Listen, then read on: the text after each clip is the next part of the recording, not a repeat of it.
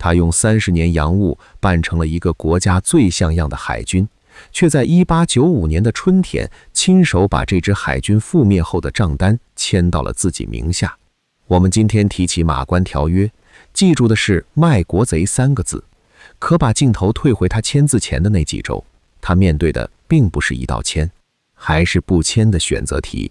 而是一道4条岔路，最后都通向同一张签字台的死局。更冷的一层是，当他在谈判桌上虚虚实实的讨价时，桌子对面也许早已把他的底牌摊在了灯下。这篇文章不替他翻案，也不替后世定罪，他只想做一件事，把他那几周里真正能动的几张牌摆回桌面，看看在不同的目标下，相对更优的那一手会怎样换人。先把他确凿知道的事摆出来。1895年2月12日，北洋水师在威海卫全军覆没，丁汝昌自杀殉国。这支花了清廷10几年财政堆起来的舰队，到此一艘不剩。路上同样崩了，日军占了辽东、威海、澎湖，前锋正朝山海关方向压来，京师震动。3月20日，李鸿章在马关春帆楼与伊藤博文验看国书，确认全权，次日起进入停战与和谈。3月24日，他在归狱途中被日本浪人枪击，伤在左颊。遇刺之后，日方在舆论压力下推进停战。3月30日，双方签订停战协议。这些都是他当时睁眼就能看见的局面。日方开出的价码也清清楚楚，割让台湾、澎湖、辽东半岛，赔款库平银2亿两，年息5厘，分8期偿付，开放沙市、重庆、苏州、杭州4口通商。这些是写进合约正文，谈判桌上可以逐条核对的硬条件。至于日本在华设厂的权利，更多落在随后的通商行船条约及附属条款里，是这一纸合约延伸出去的尾巴。剩下的数字则要到后来才被史家一点点还原。他们不是李鸿章当时能精确掌握的牌，只能算我们今天回看时的注脚。那2亿两赔款是什么概念？清廷中央1年的岁入，财政使的事后重构大约在8900万两上下，2亿两本金，加上后来三国干涉逼出来的3000万两赎辽费，合计2亿3000万两，约当中央2年半到3年的全部进项。若再把威海卫驻军费等附加项算进去，学界另有一个上探到3亿3000万两的口径。2亿3与3亿3是2条并存的学术线索，差别在于把哪些账算作战争赔款。同样的，日本这场仗到底花了多少？史料给出的区间从1亿2500万到2亿4700万日元不等，分歧也在口径，是否把战后驻军和债务利息计进战费？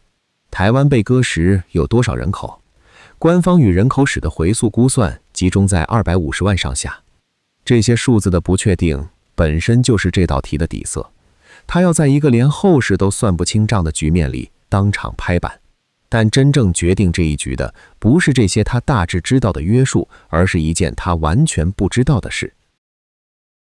按常理，谈判桌上最值钱的东西是信息差，我方的底线对方不知道，于是请旨回电，再争一争才有意义。李鸿章手里似乎正攥着这样几张牌，他可以用尚未获得最终授权来拖，可以用容我电请北京来缓，可以在赔款数额上来回磨。他似乎也相信俄国对日本独占辽东心怀不满，这份不满可以被清廷以夷制夷的老办法御使过来，化作谈判桌上的外援。从他当时的位置看，这些都像是真实的筹码。可我们今天回看，会发现一件他当时无从察觉的事。早在1894年6月，中国驻日使馆在处理一份外交文件时，把中文密码电报交由日本电报局拍发，清廷的密电码就此被日方掌握。此后整场战争，包括李鸿章在马关与北京总理衙门与两宫之间往来的密电，其中就含着清廷愿意割让到哪里。赔款让不到几成的底线，日方已能掌握相当一部分，他在桌上隐藏退让底线的那套功夫，在对面眼里，多半成了一场早已被看穿的表演。至于日方究竟读到了多少，从哪一天起读，细节已难尽考。但有一点站得住，他自以为在玩的那场信息博弈，胜负的天平从一开始就比他知道的更偏向对面。把这一层放进去，他的误判就不只是高估了清军，高估了那一枪带来的同情。更深的误判是，他以为自己在牌桌上，其实他在一面单向透明玻璃的这一侧。摊开他能走的4条路，第一条，立即签约，全盘接受，好处直白，即刻止战，日军停步，京师转危为安，政权不倒。代价也直白，台澎辽东尽弃，背上卖国之名。而且割地一开，列强多半会跟着来分一杯羹。第二条，谈价减损，在桌上逐条争，以多赔银两换，保留辽东，压一压赔款总额，限一限设场条款。他的短板在于筹码本就稀薄，何况底牌可能已被看穿。就算磨下来一些，日方早期曾酝酿过更高的赔款数额，最终定为2亿两。割让台澎这样的核心条款几乎纹丝不动，骂名照样要背。第3条，拖延待变，不签也不断，借商事，借请示，借程序，把时间拖住，等列强出面干涉。他赌的是一个不由自己掌控的变量，干涉来不来，几时来。而日方已经设了最后期限，并明言拖延则条件加码，残部又随时可能被恢复进攻。第4条，拒签续战，退回北京，调残部死守山海关一线，号召秦王。他把赌注压在还能再打上，可清军海陆皆溃，这条防线能撑多久，本身就是疑问。4条路摆在一起，会看到一个让人不安的结构，没有哪一条在所有目标下都不吃亏。立即签约，保住了命，丢了名和地；拖延待变，可能保住辽东，却把性命与政权压了上去。谈价折中，哪一头都沾一点，哪一头都不彻底。这正是这道题之所以是死局的地方，它没有一个怎么看都对的选项。骂李鸿章决策迟疑的人常常忘了，迟疑有时恰恰是因为面前的每一步都缺着一角。到这里还分不出高下，要分得先问一句，你想保的到底是什么？把同一个春帆楼放到6种不同的目标下照一遍，相对更优的那一手会一次次换人，把砝码压在活下来，保住性命，保住京师，保住这个王朝当下的存续。那么立即签约相对其他3条更优，他最直接的掐断了那个日军数周内兵临京师的威胁，止血止得最快。把砝码挪到保住实力与回旋，天平就偏向谈价减损，少割一点，少赔一点，给日后留一分转还的本钱。在民生疾苦这一面，仗也类似，既要止战，又不愿把财政枷锁背到最满，谈价是那个折中位。再挪到身后的清明，天平却开始发抖，往一边看，宁可把姿态摆足，也不愿在史册上留下一个轻易画押的背影，于是导向硬一点的拖延，甚至拒战。往另一边看，谈价减损，好歹留下为国争回一些的实际，反而更利于身后评说。同一个轴，怎么撑都撑不平。这恰恰说明清明本就没有一个干净的答案，唯独把砝码压到保住辽东那块地上，天平才明显导向拖延，赌一赌列强干涉，搏一个不割而还。照下来，6面棱镜折出3种不同的，相对更优。签约、谈价、拖延，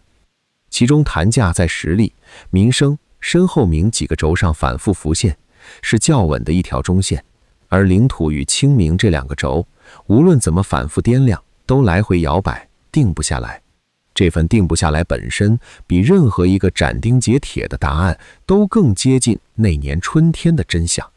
最大的那次反转就在这里，把目标从保命切到保住辽东，再切到身后清明。同一个李鸿章，同一张桌子，相对更优的一手3次掉头。这不是他糊涂，是这道题本就没有一个能同时满足所有目标的解。棱镜告诉我们，选项会随目标翻面，可如果真的走下去，每一条路又会通向哪里？先按住一个变量不放，把局往下走，清军已无力再战，日军可随时复攻，数周内威胁京师，日方设了最后期限，并以加码相胁。俄国的干预意向存在，却没有正式承诺时机不由清廷掌控。把这个时间锁按住不动，4条路一步步往下走，会撞上同一面墙。立即签约是直接抵着那面墙落字，2一两止战，后果链最缓，谈价减损，磨下来一些条件，保住一点体面，可核心割让动不了，终点还是那张桌子。拖延待变，把外交信誉一点点耗尽，等来的却是一句容我殿请沙皇式的含糊。干预没有在窗口内到来，最后仍被按着签下原案。而拒签续战是抵抗时间锁抵抗的最久的一条，代价也最重，残部难守，京畿告急，慈禧惜受，最终在更被动的境地里签下一纸更苛的城下之盟，赔款加码，割地更多，连京师都要开放。4条路终点是同一个，被迫签约，区别只在于你在这道时间锁的斜坡上划出多远才签。越是抵抗，落点越狠。这道时间锁是3层叠起来的，最外一层是军事的，残部能不能守？要诚实地说，拒签就10天必破。这样的话，证据不足，但站得住的判断是，清军残部很难形成稳定的纵深，经济压力会在短期内急剧上升。第2层是信息的，也是这一集最冷的一层。底牌既已可能被看穿，谈价与拖延的虚实在对面那里就大打折扣。第3层是地缘的，它解释了那个最诱人的幻想为什么靠不住。那个幻想是再拖1个月，辽东能不能不割自还？毕竟历史上3国干涉确实逼日本退还了辽东。可我们今天回看，会看到一个冷酷的时间表。有研究认为，俄国早在1895年2月初就已定下干涉的决心，却按住不发，要等马关条约正式签字，日本把辽东收进囊中，这个法律事实落定之后才出手。他要的是还辽功臣这个身份，好在战后向清廷讨要东北的特权。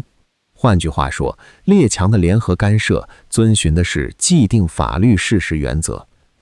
辽东没有经由一纸条约被日本合法占据之前，3国不会为了清廷的利益提前出手，这是有先例的。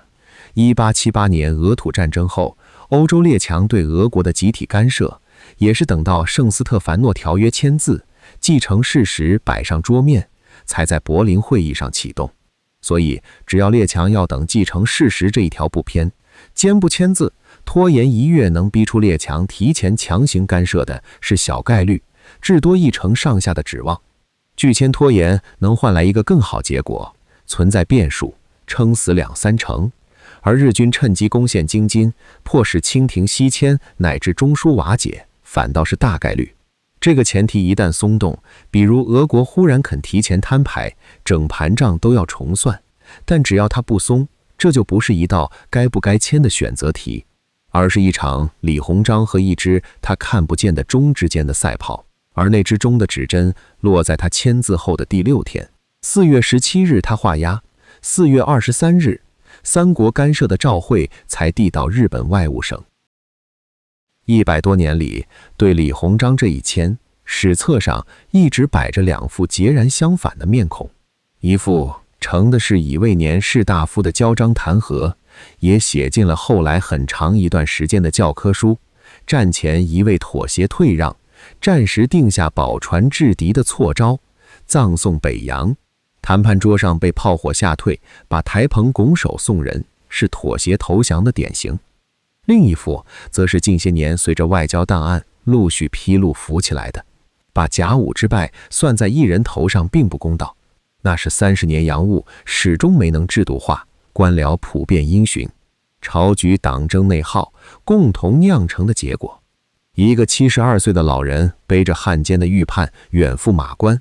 中弹之后还在为这个国家争那一点减免，在权力中枢互相推诿的时候，挺身当了那个胡表破屋的人。值得拆穿的一处是，那个被反复讲述的帝后党争、清流主战、后党主和泾渭分明，在很大程度上是戊戌之后，康有为、梁启超一辈出于流亡海外建立保皇会的政治需要，依着部分史实精心建构演绎出来的叙事。翁同龢的主战未必只是与李鸿章的私怨，北洋未添一箭一炮的窘境根子在分散的财政体制和被层层抽水的海军经费，而不在某一个人的抱负。把复杂的结构简化成一场谁忠谁奸的对台戏，是后人最省力也最失真的写法。把这两副面孔并排摆着，会发现他们其实对应着那台棱镜里两个吵不拢的轴，保住王朝实际存续的那一面，导向忍辱求和，捍卫天朝体面与正统名分的那一面，导向不迁，再战。后世史评之所以100年摇摆不定，根子不在史料不够，而在这道题本身，它的更优解本就随着你问的目标而变。把砝码压在活下来，相对更优的是立即签约，挪到身后的清明，天平偏向谈价应征，再挪到保住辽东，又导向拖延待变。可他们最后都撞上同一道时间锁，通向同一张桌子。这台棱镜不会替你做这道题，它只能告诉你，在春帆楼那几周，没有哪一手是各个目标下都不吃亏的，而那个看上去最有骨气的再拖一拖，赌的是一只李鸿章看不见的钟。所以如果坐在那张桌前的是你，你会先保哪一样？又凭什么确信自己手里那几张牌没有在摊牌之前就早早被人看了个干净？这一格分光镜不替你拨，